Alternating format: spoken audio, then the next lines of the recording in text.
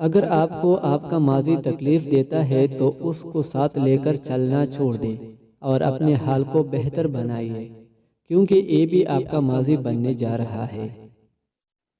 بھروسہ ایک ایسا احساس، ایک ایسا عمل جو اگر ہو جائے تو سب بہترین، اور اگر ٹوٹ جائے تو سب بدترین۔ ایک دوسرے کو دعاؤں میں یاد رکھا کرو، ہو سکتا ہے کسی کا بڑا کام آپ کی چھوٹی سی دعا کا محتاج ہو۔ زندگی نے بہت کچھ سکھایا، کتابوں نے بھی رہنمائی کی، لیکن انسانی رویوں نے جو سبق دیا، نہ تو وہ زندگی کے کسی ورق میں اور نہ ہی کتاب کے کسی صفحے پر تحریر تھا۔ دوسروں کو نقصان پہنچائے بغیر، ان کو بدنام کیے بغیر، ان سے حسد کیے بغیر، ان سے الجھے بغیر، ان سے آگے نکل جانے کا ہنر سیکھیے۔ ہمیشہ کے لیے کچھ بھی نہیں ہوتا، اپنے آپ کو دباؤ کا شکار نہ بنائے۔ کچھ بھی ہو، کیسے ہی برے حالات کیوں نہ ہو، وہ بدلیں گے اور ضرور بدلیں گے۔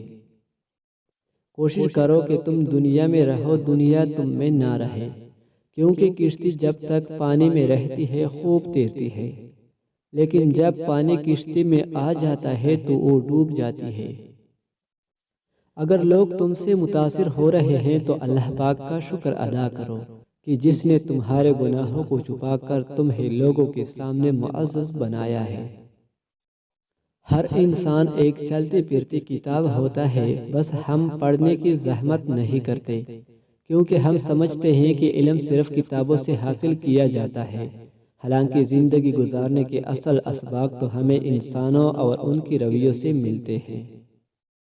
کسی کے بھی حالات سمجھے بغیر صرف اس کے لفظوں سے جج مت کرو، ایسا نہ ہو کہ جب تم کو اس کے حالات اور دل کی خبر ہو تب تک بہت دیر چکی ہو۔ جب دولت آنے سے کسی کا اخلاق تباہ ہو جائے تو سمجھ لو اس کے زوال کا وقت شروع ہو گیا۔ مجھے لوگوں سے کسی چیز کی توقع نہیں ہے، کیونکہ عزت، نام اور شہرت سب اللہ دیتا ہے۔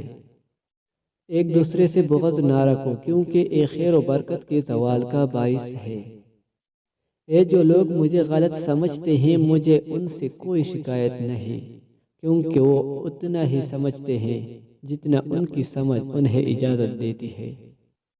توبہ کے لیے کانوں کو ہاتھ لگانا ضروری نہیں، گناہوں کو ہاتھ نہ لگانا ضروری ہے۔